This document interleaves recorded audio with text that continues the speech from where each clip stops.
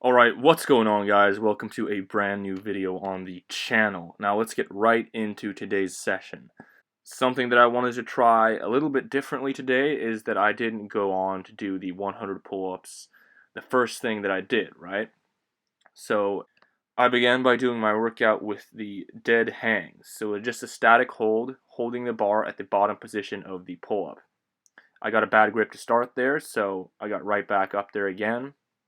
Very important to get a good grip from the start, otherwise you'll just be uncomfortable, or I mean you'll be uncomfortable anyway, but you'll just be uncomfortable to the point that you feel like it's not even worth it hanging on to it, not in the sense that it will burn, it will be difficult, which will come later anyways. So I got right back up on that bar.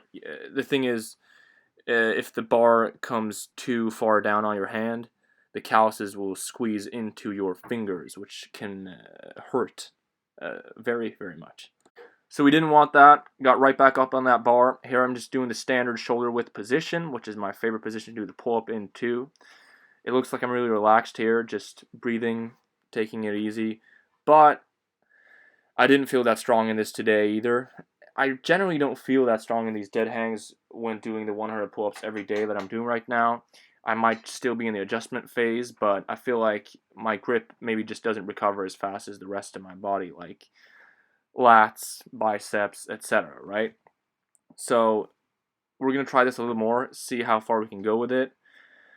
I prioritized the dead hangs first today because I do really feel fatigued and I struggle to get anything above a minute, right, when I do the dead hangs after my pull-up routine. But as with anything, the weighted pull-ups, the static holds, everything, this is a process, and I do not expect to get better at this overnight or over a week or month, right? So I'm going to try to doing this 1 or 2 times a week maybe before the workout, and possibly even more after my workouts. Usually it's like a time thing. If I feel like I have a lot of time on my hands, I have the day off from my job or whatever, I'll do an extra long workout and I'll do these static holds at the end, and I'll do everything that I ideally would want to do in a workout and not use that time excuse that I sometimes otherwise, do use. When I am crunched on time, I usually just do whatever I feel like is the most important for the session at hand for the day.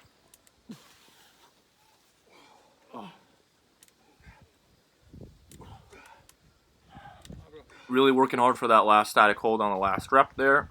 That's what we like to see, right? No, but dead hangs, we're going to have to get better at that. I really do want to get to 2 minutes.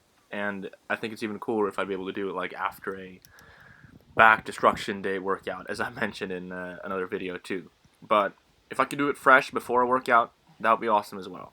Just build up that hardcore endurance, because I really think that can help you out both in a like weighted pull-up PR kind of way, or in a total amount of reps kind of way, work on your form kind of way. It'll help you out tremendously. And I want to get there. I want to get better, of course. So we're going to do some of the work to get there, guys. With that said, though, I believe I did a 9x12 this workout as well. And we did the static holds on top with the overhand grip. And also, as I've mentioned previously, the overhand grip static holds are, for me, something that feels ridiculously hard. Let's just say that. They feel way harder than they should, in my opinion. And I really want to improve in them. And I feel I've improved a little, but as you can see here, the amount of work it takes compared to, say, a supinated grip hold, where you just hold at the top position like you're doing a chin-up, and you're just holding chin above the bar, contracting the back, squeezing the biceps, squeezing the grip. It feels a lot easier. And naturally, with the hand position, it is. But I'm just saying that I feel like I should be stronger in this, and I have to do work to get there. And you guys might say, well, why don't you just do holds strictly in that position, as in not only on the last rep when you're already fatigued? Yes, that is something that I have to incorporate. I'm going to try to work that into my program, say days when I'm not doing high reps and I'm not doing weighted work. I'm going to have to be doing that. Say sets of 7 or 8 maybe, and you do a 2-3 second on each rep. That sounds probably easier than it is. Ideally in my head, that's somewhere I think that I should be able to be, but Jesus, man, I can just imagine after 2 sets, being totally gassed. It's something that, with all that contraction, I can imagine being really hard. Doing 100 pull-ups with, say, 2 to 3 seconds on the top. Whatever grip you want to do that's going to be hard, and especially one that you feel weaker in on that top position. So for me, the pull-up itself, overhand position is way easier to bang out many reps, way easier to do 100 pull-ups, way easier to do weighted pull-ups in. Generally, that's the case, and it is the case when I'm performing full reps, but on the top there, it gets tremendously hard for me to hold that top position, right? And I want to work on that weakness. I've noticed that weakness, and I want to work on it. I'm going to work on it, so stay tuned for a strictly static hold workout. Going through core right now. Gotta do what you gotta do. You heard the man. Core work. It's a real grind. Also, attacking this weakness. Hanging leg raises is something I want to be way better at.